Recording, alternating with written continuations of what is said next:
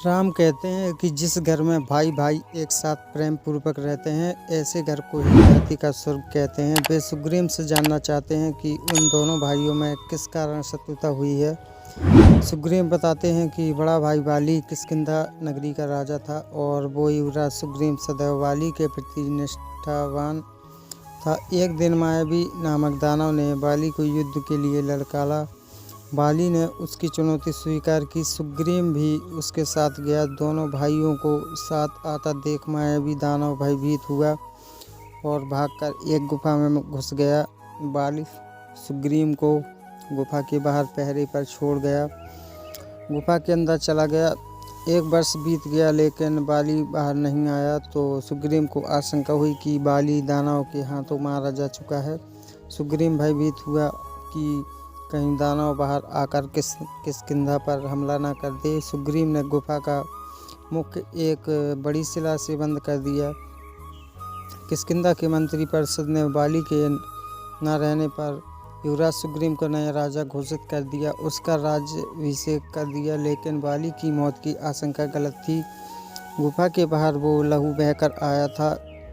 उससे सुग्रीव में आशंका उपजी कि बाली मारा गया, जबकि वो लहू मायावी दानव का था जिसे 1 वर्ष तक युद्ध करके बाली ने मार दिया था। बाली ने जब गुफा से बाहर निकलने की चेष्टा की तो उसे गुफा का मुख बंद मिला। बाली को लगा कि सुग्रीव ने उसके साथ विश्वासघात किया है।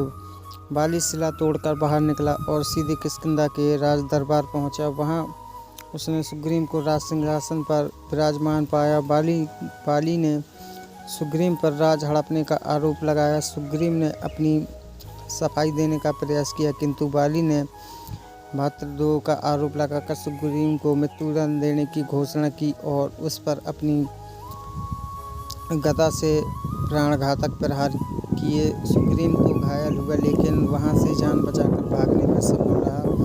बाली ने बचने के लिए सुग्रीव को धरती पर कहीं शरण नहीं मिली तो वह श्रीमुख पर्वत में आकर छिप गया। बाली इस पर्वत का कभी नहीं आ सकता था।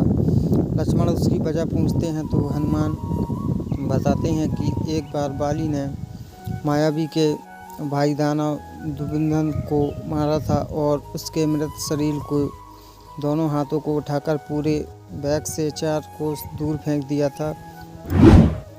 मुख से निकलने रक्त की कुछ छींटें ऋषि मतंग के आश्रम में जा गिरी। इससे क्रोधित ऋषि ने श्राप दिया कि जिससे भी यह कृत किया है, यदि वो उसके आश्रम के 1 योजन के क्षेत्र में प्रवेश करेगा तो उसकी मृत्यु हो जाएगी।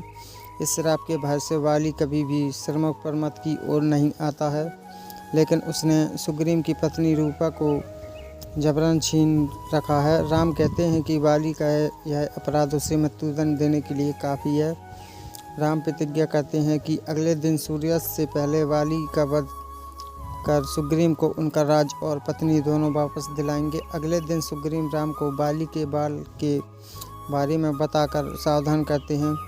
बाली को यह वरदान प्राप्त है कि वो जिससे युद्ध करेगा उसका आधा बल बाली को मिल जाएगा। सुग्रीव बताता है कि एक विशाल भैंसासुर था। एक बार उसने समुद्र को युद्ध के लिए ललकारा। समुद्र ने उससे लड़ने से असमर्थ व्यक्त की और उसने हिमवान के पास लड़ने भेजा। हिमवान ने भी युद्ध करने की बजाय दुगंधी को बाली से मुकाबला करने को कहा। बाली ने युद्ध में दुगंधी को मार दिया। दुगंधी की हड्डियों का ढांचा गुफा के बाहर पड़ा है। सुग्रीव बताते हैं कि यह ताड़ के 7 पेड़ हैं जिन्हें बाली बाण से बेच सकता है।